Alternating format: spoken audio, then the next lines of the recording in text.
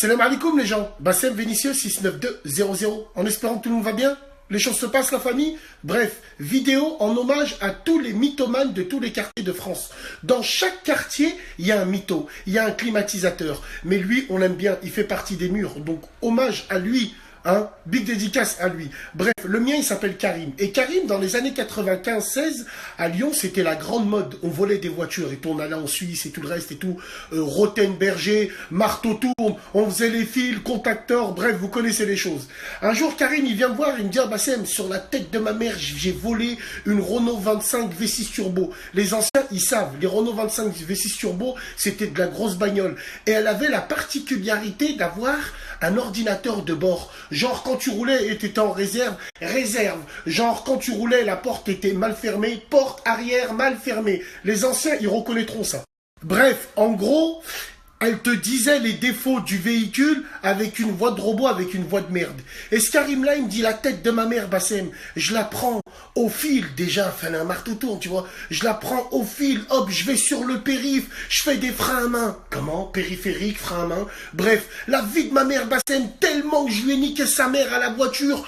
Hop, j'arrive, je me gare, je me faisais pourchasser par les Arnènes. J'arrive et tout, je me gare, je claque la porte. La voiture, elle me dit, Karim, vous êtes un pilote.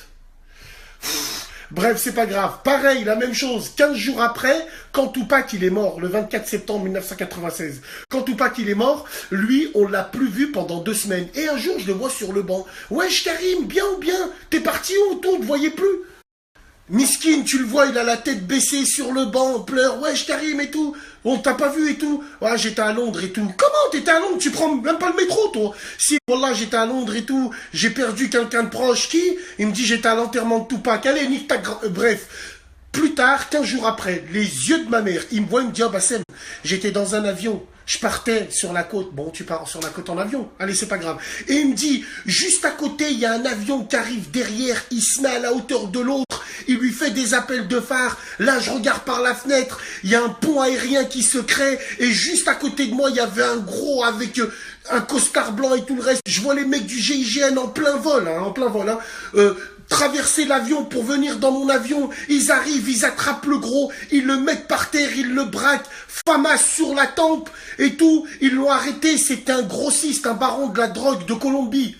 Wallah l'azim, comme je vous raconte. Et après le mec il me dit, wesh alors tu as fait quoi Karim? Moi je suis rentré un peu dedans. Il m'a dit, moi mon frère, on m'a donné une médaille parce que j'ai su garder mon sang-froid. Allez, frappe ta mams. Bref, on en a tous des mythos comme ça. Big dédicace à eux et... voilà, vous en avez tous, vous connaissez leur nom. C'est le barlicoum, les gens.